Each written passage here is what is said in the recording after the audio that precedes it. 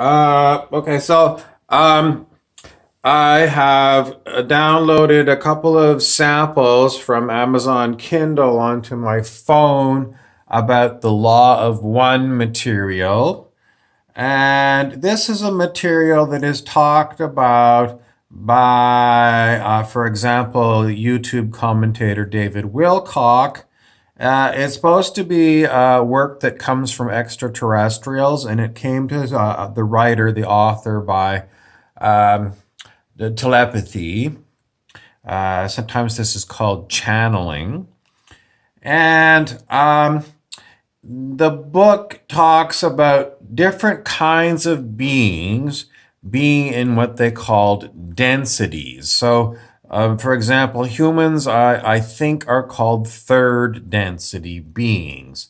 And as you go up to higher densities, I think you become, you have more, maybe more superpowers. And as they get to higher densities, it's quite possible that the beings don't have a physical body at all.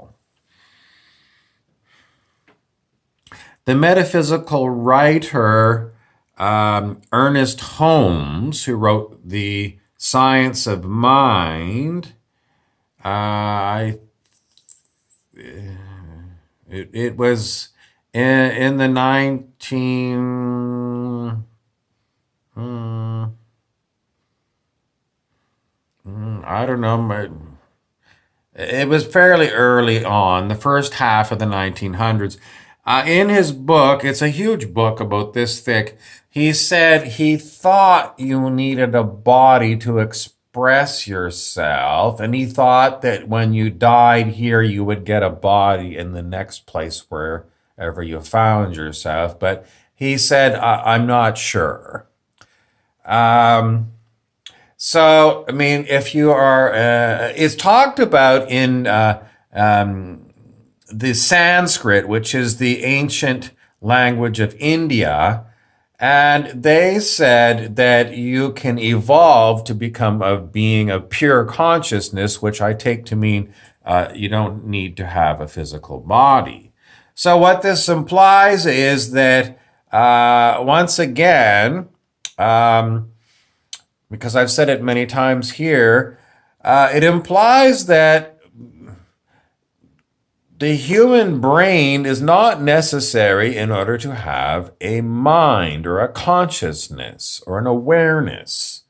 It implies that because I can't see how to test it.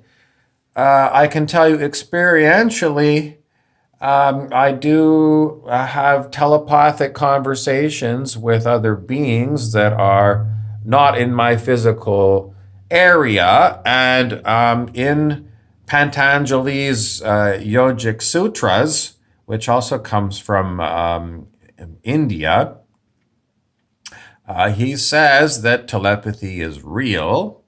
And so, what does it all mean? Well, I mean, there's two kinds of telepathy. There's spiritual telepathy, which is known as a siddhi or a spiritual supernatural gift. And then there is synthetic telepathy, which uses technologies to implant thoughts into your head. Some ways that they could do it. Using scalar waves, which we weren't even taught in high school, but it is on the internet. You can look up scalar waves, and they're a different kind of wave than electromagnetic waves. Other ways, I don't know. I did some research, and I did find things on Google about ways to implant thoughts into people's heads. Some ways might be microwave, and they might vibrate your skull bones in order to create a voice in your head. So they're using computers and they're using technological means. Um, there was other ways that they could do this synthetic telepathy. So people who connect to me, are they using synthetic telepathy or spiritual telepathy? I can't tell you. I don't know. But it's been going on for many years. And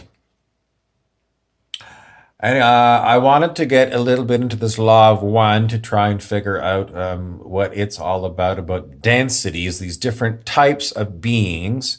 Humans, as I said, were considered primarily third density, and some of these extraterrestrials were more evolved into higher densities.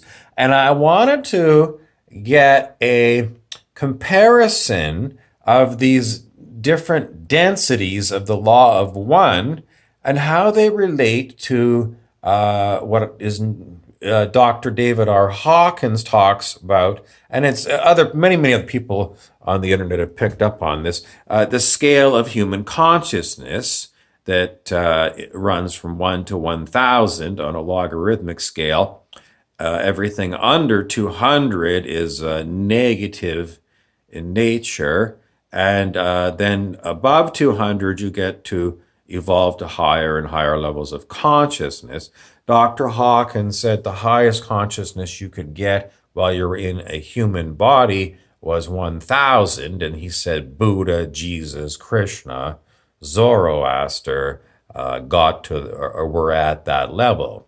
And then he said archangels, maybe like 50,000 or higher on that scale of human consciousness. So archangels apparently aren't human beings. But I haven't found anything that connects the scale of human consciousness to this law of one material and different kinds of densities. And the reason I would like to know that is so I can get an idea of what these densities mean when it comes to human consciousness. I don't know if it'll be given to me because I haven't been able to connect to this Ra, R-A, who was supposed to be the extraterrestrial. Apparently, I think there's another one called Bashar, who also talks about this same kind of a thing, this law of one. They also mention that this is, you have to choose a polarity, either service to others or service to self, in order to be harvestable. And what does they mean by harvestable? I think I have to read more of this law of one material to figure what harvestable means. I think it means you get to graduate to a higher state of consciousness in their teachings. That's what I think it might be. And strangely, when I used to listen to Ascended Master Sananda through a trance channel, it was at least a dozen years ago, he also said it was harvest time, but he never mentioned this law of one material at all. And when we talked, we did ask questions about Dr. David R. Hawkins and the scale of human consciousness and Dr. Hawkins' books.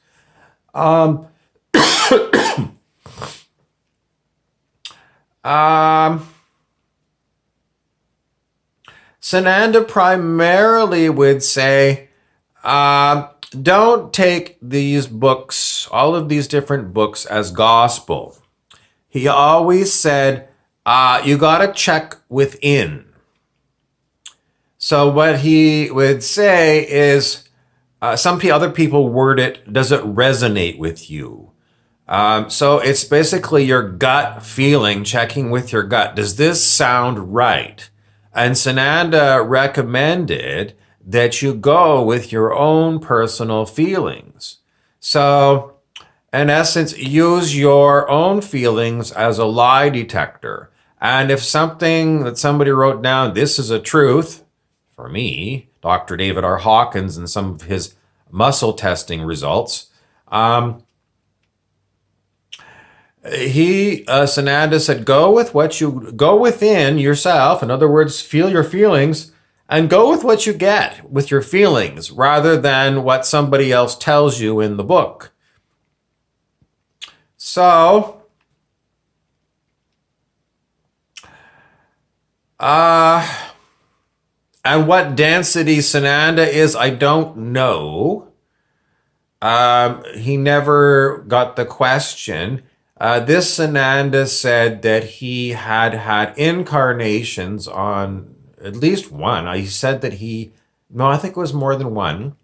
And he had been Jesus when he was incarnated. So you can look up Sananda, and in the Ascended Masters' teachings, there's different information that other people have got. Is it the same Sananda that everyone connects to? I don't think so. Because the Sananda that I knew as Sananda through this trance channel that I went to see on a regular basis for a few years, that one had a certain personality, and it came in really loud and clear through this person. And I did connect to something that said it was Sananda telepathically sometime later. And I always questioned, I didn't think it was the same Sananda. I think it was some other being that was using the name Sananda. It wasn't a good connection. It wasn't a good telepathic connection. And it wasn't like the Sananda I knew. This one was... So it could be, it's very... I can't get a connection with Sananda now to ask. I wish I could, because I'd love to get some information from Sananda as to what on earth was going on with me at that time. But to this point, the Sananda has not connected with me, and the trance channel that used to do Sananda, I don't think connects to that Sananda anymore. And I've asked, can you connect or whatever, and this trance channel basically says, no, I don't have any information from Sananda for you. And this one recommends listening to Chiron, channeled by Lee Carroll on YouTube. You can get Chiron, Kyron.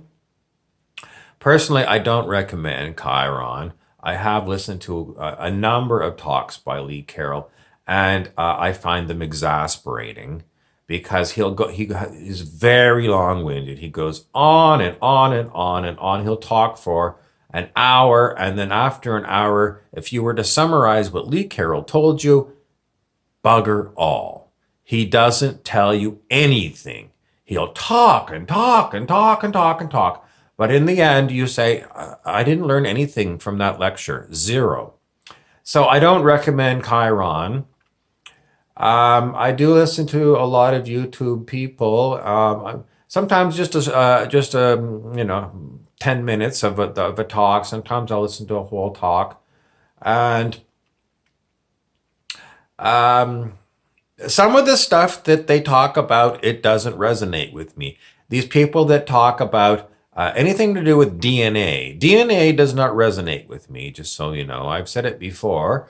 Because it is a physical thing that is supposed to control conscious beings. And I always say it should be the reverse. If there is such thing as DNA, it would be a manifestation of consciousness, not a cause of consciousness. As I was saying before, the spiritual writer Ernest Holmes said there was first cause, which is he called God, but some people today call it source. And then there are, Dr. Holmes said, secondary causes, which are kind of what the things that humans that are unenlightened call causes. And I can't think of a good example right now of a secondary cause. But if you go to Google and you ask Google for secondary causes, Ernest Holmes' New Thought as your search terms, you'll see what they come up with. But it's basically things that we say are causing things, but it's just because we live in this physical realm and we're used to saying that. I don't have a good example, I'm sorry. Okay, and there was something else.